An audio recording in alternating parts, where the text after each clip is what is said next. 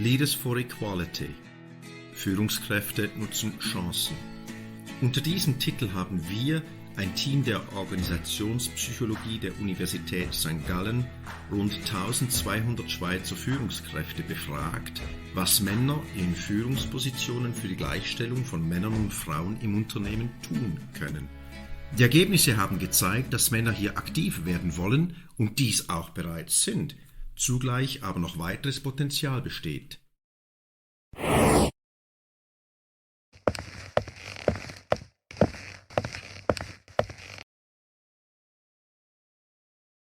Warum engagieren sich Männer eigentlich für die Gleichstellung? Unsere Befragung von rund 1200 Führungskräften in der gesamten Schweiz zeigt, dass sich Männer engagieren, weil sie zum einen den Business Case sehen. Ihnen ist bewusst, dass gemischte Teams häufig bessere Ergebnisse liefern und der demografische Wandel wie auch der Fachkräftemangel viele Unternehmen vor große Herausforderungen stellen wird. Ja, ich setze mich für Gleichstellung ein, weil ich hier klar Vorteile für das Unternehmen und auch meine Aufgabe als Führungskraft sehe. Zugleich sehe ich aber, dass Frauen im Arbeitsleben noch häufig benachteiligt werden und auf dem Weg zur Führungsposition größere Hürden zu überwinden haben.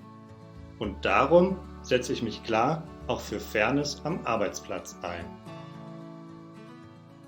Das sehe ich bei meinen männlichen Kollegen allerdings nicht so stark und klar, wie du das hier jetzt vermittelst. Ich denke auch, dass die persönlichen Vorteile, die Männer aus der Gleichstellung erzielen, eine größere Rolle spielen. Meine männlichen Kollegen sind klar daran interessiert, dass auch ihre Frauen und Partnerinnen mit ihren Karrieren vorankommen und ihre Töchter eine faire Arbeitswelt vorfinden.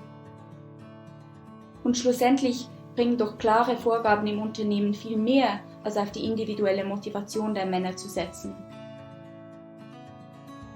Interessant ist, dass die befragten weiblichen Führungskräfte ganz andere Motive für relevant halten.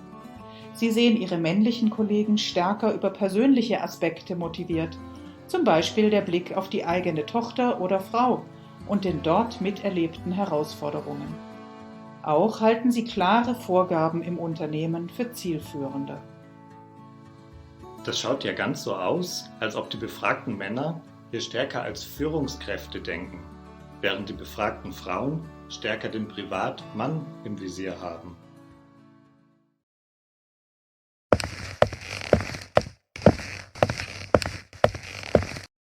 Wie schaut das bei Ihnen aus? Was motiviert Sie besonders, sich für die Chancengleichheit im Unternehmen einzusetzen? Wie wichtig ist Ihnen die Perspektive als Führungskraft oder aber als Mann, Vater und Mensch? Was halten Sie für unpassend oder einfach für zu viel des Guten? Tauschen Sie sich dazu mit Ihren Kollegen und Kolleginnen aus. Sehen diese es ähnlich oder aber ganz anders?